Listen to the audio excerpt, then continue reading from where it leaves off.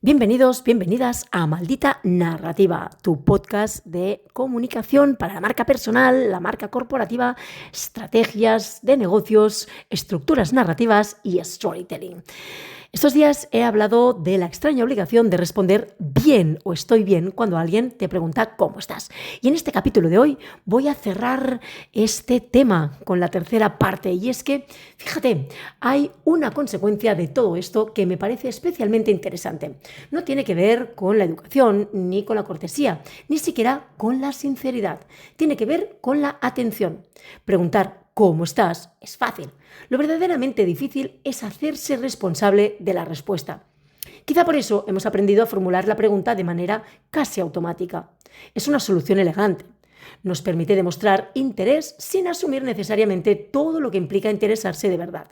Y conviene aclarar algo, porque aquí es donde suelen aparecer los malentendidos.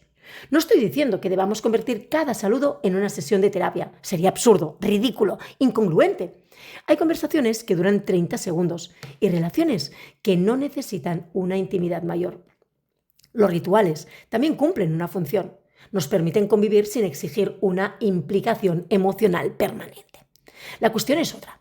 El problema empieza cuando esa lógica invade todos los espacios de nuestra vida y ya no distinguimos entre un conocido, un compañero de trabajo, un amigo o alguien que forma parte de nuestro círculo más cercano. Cuando todas las conversaciones se parecen, todas las relaciones acaban pareciéndose también. Piénsalo, es paradójico. Nunca habíamos hablado tanto y, sin embargo, cada vez cuesta más encontrar conversaciones en las que uno pueda pensar en voz alta sin sentir que debe llenar rápidamente a una conclusión o presentar una versión ordenada de sí mismo. Parece que, no sé, incluso la vulnerabilidad tiene que estar editada. Debe ser breve, inspiradora y preferiblemente acompañada de un aprendizaje final. Como si pudiéramos mostrar una herida únicamente cuando ya ha cicatrizado. No, no es por ahí. Las redes sociales han amplificado esta dinámica, pero no la inventaron. Simplemente han acelerado un mecanismo que ya existía. Hemos trasladado a los entornos digitales la misma lógica con la que muchas veces nos relacionamos fuera de ellas.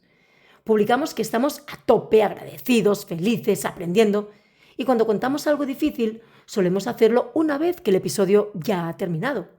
Es una forma de recuperar el control del relato, piénsalo.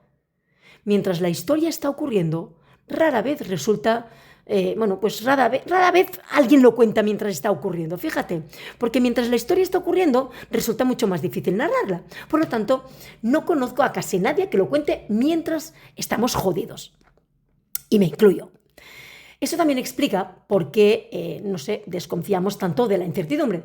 Nos incomodan las personas que responden no lo sé, estoy intentando entender qué me pasa o no tengo una respuesta todavía. Sin darnos cuenta, hemos asociado la identidad con la claridad, cuando gran parte de la vida transcurre precisamente en las zonas borrosas, en la incertidumbre. Quizá responder estoy bien sea, en muchas ocasiones, una manera de protegernos de esa complejidad.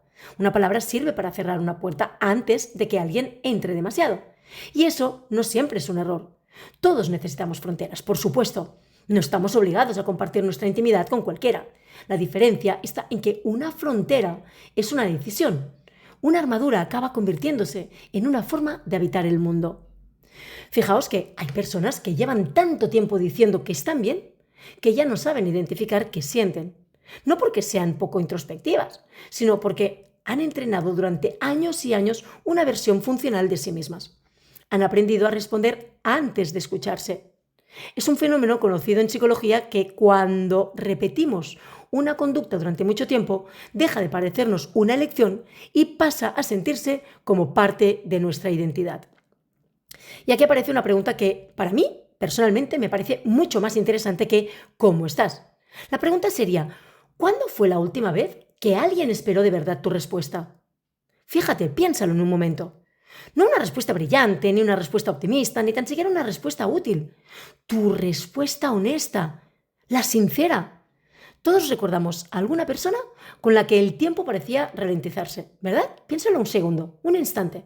Personas que preguntaban y después guardaban silencio, que no llenaban inmediatamente el vacío con un consejo, una anécdota propia o una frase hecha.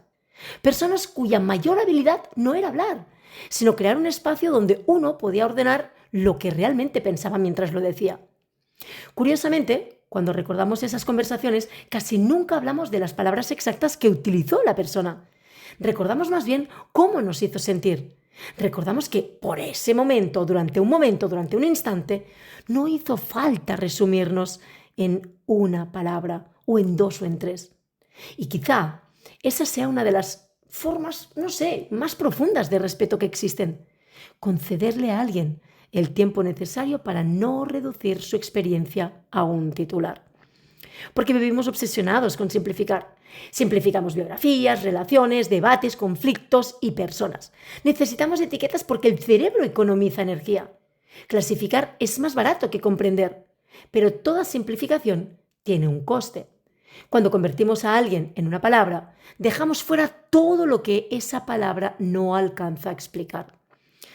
Decimos que alguien es fuerte, frágil, exitoso, difícil, optimista o distante, y olvidamos que ninguna persona cabe dentro de un adjetivo. Del mismo modo, ninguna vida cabe dentro de un estoy bien. Tal vez por eso me interesa tanto estos pequeños gestos cotidianos. Estas, microhistorias, me encantan, estos, yo diría que microfenómenos inclusive, porque son la puerta de entrada a preguntas mucho más grandes, a preguntas mucho más profundas. Una sociedad no se entiende únicamente observando sus leyes, sus instituciones o sus discursos oficiales. Esto está al alcance de todo el mundo. Pero también se entiende, corregidme si me equivoco, mirando aquello que hace sin darse cuenta. Esa sociedad de los saludos, las despedidas, los silencios en un ascensor, la manera de hacer cola, el volumen al que hablamos en un restaurante, la necesidad de pedir perdón cuando alguien, nos pisa el pie, aunque haya sido un accidente, haya sido sin querer. Todo esto cuenta una historia sobre quiénes somos. Y la historia que cuenta nuestro ¿cómo estás? Es fascinante. Habla de una especie que necesita sentirse acompañada, pero que también teme invadir al otro, de personas que desean ser vistas, aunque a veces escondan cuidadosamente aquello que más necesitarían mostrar. Hablan de, esta pregunta habla de un equilibrio delicado entre la convivencia y la intimidad, entre el deseo de pertenecer y el miedo a resultar una carga.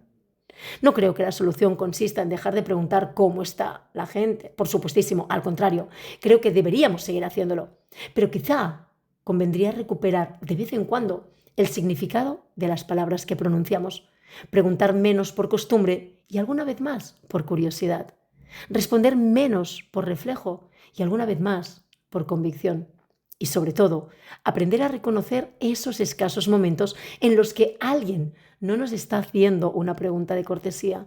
Porque esos momentos existen. Son pocos, pero existen.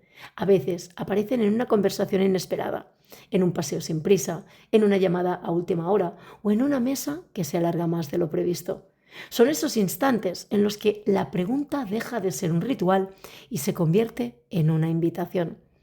Quizá la diferencia entre sentirse acompañado y sentirse solo no dependa del número de personas que nos preguntan cómo estamos. Quizá dependa del número de personas que son capaces de quedarse cuando dejamos de responder estoy bien. Y sospecho que esa diferencia, aunque apenas dure unos segundos, puede cambiar mucho más de una vida de lo que solemos imaginar. Así que piénsalo, procésalo e inspírate en las vidas de otros, en los silencios de otros y en las respuestas de otros. Estoy convencida que ahí está el aprendizaje.